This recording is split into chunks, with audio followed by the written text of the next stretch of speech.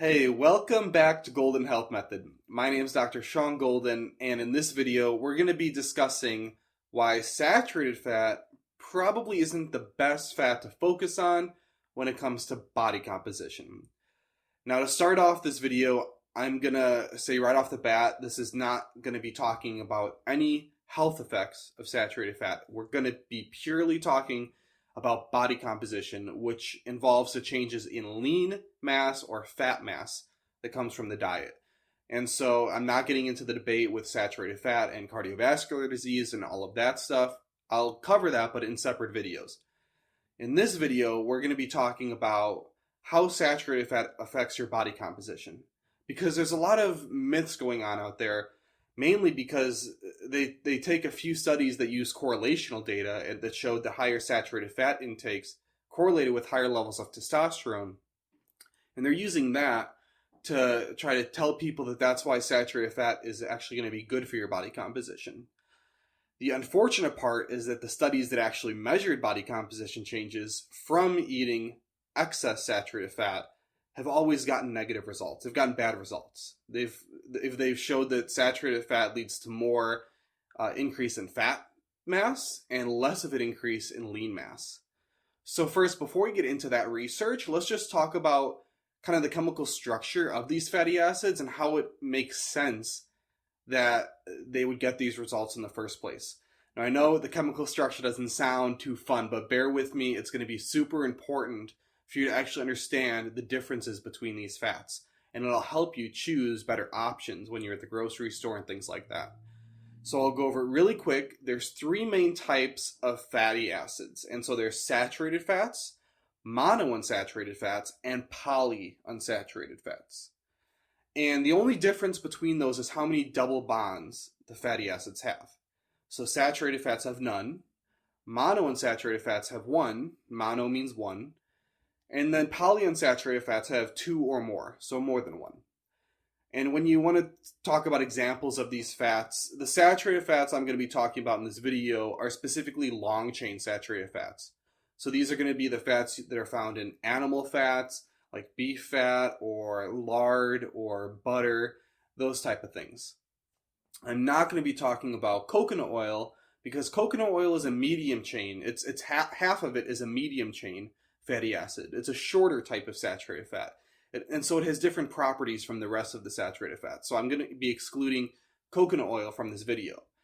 So all of the other saturated fats, mainly animal fats and palm oil is the biggest type of saturated fat that you'll find in refined or packaged or processed foods. Those have no double bonds. Then we have the monounsaturated fats. And these are going to be your olive oils and your avocado oils. Those are going to be by far the top two. So those are monounsaturated fats. They have one double bond. And then the polyunsaturated fats are going to be everything else.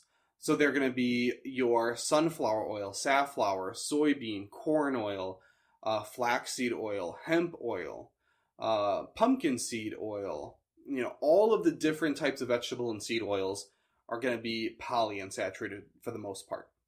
Most nuts like almonds also fall more in the monounsaturated fat category, just so you know.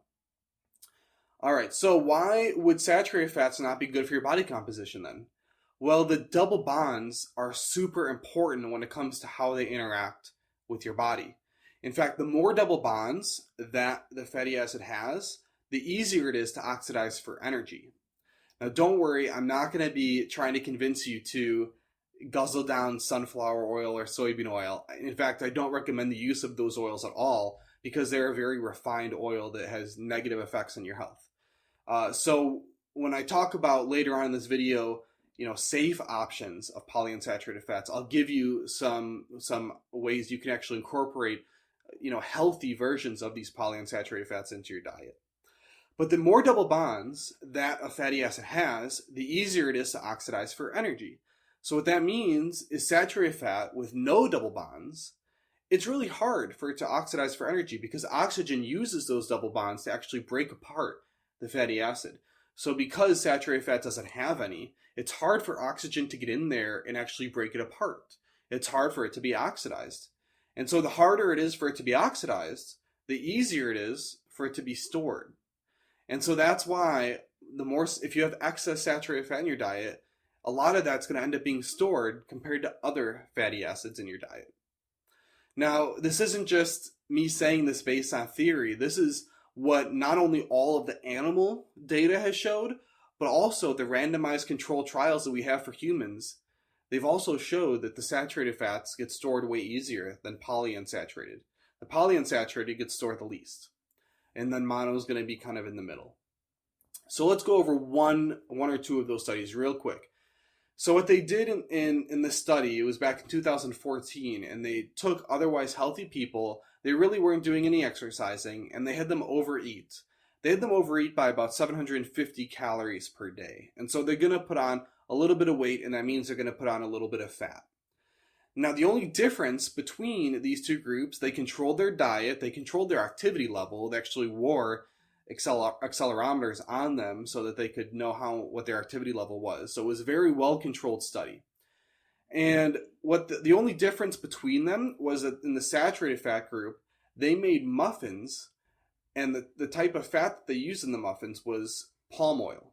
So again, this is a very common type of saturated fat, and it's actually more saturated than most animal fats.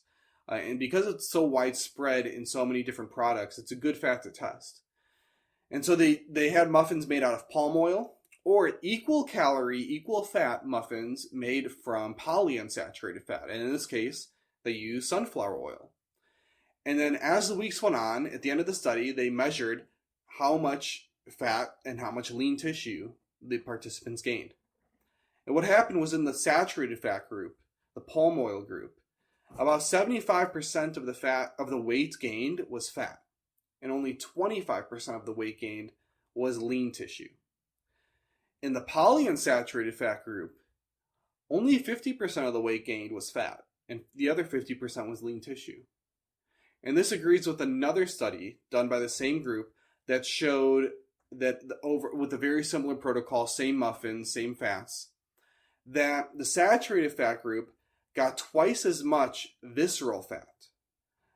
At the end of it, they gained twice as much visceral fat. Visceral fat's the bad stomach fat that you don't want to gain because it's very correlated with insulin resistance and liver issues, compared to the PUFA group, the polyunsaturated fat group. Whereas the polyunsaturated fat group in that study had 3 times the amount of lean tissue gain compared to the saturated fat group. Now, lean tissue in these studies, it incorporates the whole body, so it's not going to be all muscle. It could be organs, things like that too. But the point is that consistently throughout animal studies, I mean, we have tons of animal studies at this point. We have a few good, well-done human studies that have all showed that the polyunsaturated fats, they cause less fat mass buildup with equal weight gain compared to the saturated fats. And again, it makes sense when you think of physiology and how hard it is to actually oxidize those long-chain saturated fats. So then, if you try to reduce your saturated fat intake, but you want to incorporate some of these polyunsaturated fats, how do you do that? Well, there's some really good options, and then there's some good options, but not great. So let me just go over a few options that you have. First off, I don't recommend consuming soybean oil, sunflower oil, corn oil, any of those type of refined vegetable oils. Just because consistently, even if it does happen to be good for body composition in the short term, they have very negative health consequences in the long term. They're omega-6, and so they oppose omega-3, and so they're going to be very pro-inflammatory, that type of thing. But there are some other good options you can choose instead. You can choose things like walnuts that are very polyunsaturated, but they're filled with omega-3s. Same thing with ground flax seeds or ground chia seeds. Those are very, very high in omega-3s, and they're polyunsaturated. So those are going to be some of the best options you could choose. After that, you can choose hemp seeds. Hemp seeds are not only high in omega-3s, but they're high in actually a kind of anti-inflammatory form of omega-6 called GLA, or gamma linolenic acid. And so the cream of the crop in terms of polyunsaturated for you are going to be flax seeds, ground chia seeds, hemp seeds, walnuts. Those are kind of the top. Of course, you could choose like flaxseed oil as well. And it's just not going to have, it does have the same benefits when it comes to the oil. Consistently in the research, the ground flax seeds have even a better benefit for your body composition just because of the added fiber and polyphenols that come with the ground seeds. But again, if you wanted to just get an added source of omega-3s, an added source of good fats, flaxseed oil, as long as it's stored properly in the fridge or freezer to prevent oxidation, is going to be fine. Um, After that, if you want to incorporate, other types of fats, you can incorporate other types of nuts. So things like walnuts or pistachios. Those are going to be more monounsaturated based. So, but they're still going to be better than the saturated fats. And plus, the nuts will have all of this other nutrition, vitamins, minerals, anti-inflammatory polyphenols. If you haven't heard about polyphenols yet, make sure you check out my last video where I talked about the amazing health benefits of polyphenols and why your diet should kind of revolve in a way around your polyphenol intake. So that's it for this video. I hope it kind of cleared things up. I hope you understand a little bit why saturated fats now are not going to be oxidized as easily, and so they're more likely to get stored as fat. Whereas polyunsaturated fats, especially the healthy kind, the kind I just discussed, they're going to be used more towards building lean tissue, and they're going to be less likely to just get stored as fat. One last source of polyunsaturated that I forgot to mention is going to be fatty fish. So things like sardines, salmon, like a wild-caught salmon, for example. Those fatty fish, also the fish oils, are polyunsaturated. And so they're going to have the same type of benefits in terms of ease of oxidation, more likely to build up lean tissue, that type of thing. Whereas monounsaturated, again, are going to be in the middle, but they're going to be better than the saturated fats. All right, so I hope this helped. If you have any questions, make sure you leave them in the comments below, and I'll see you again next week. Hey, it's Dr. Sean Golden here again. I just want to let you know real quick that if you want to see any of the supporting evidence, if you want to be able to click a link that brings you right to the research discussed in this video, if you want to be able to read the full transcript or download the audio to this video, make sure you go to the description below me and click that link because it's going to bring you to my website where all of that's available for you. And if you haven't already, make sure you hit the subscribe button. And if you want to make sure you don't miss any episodes, make sure you click that bell.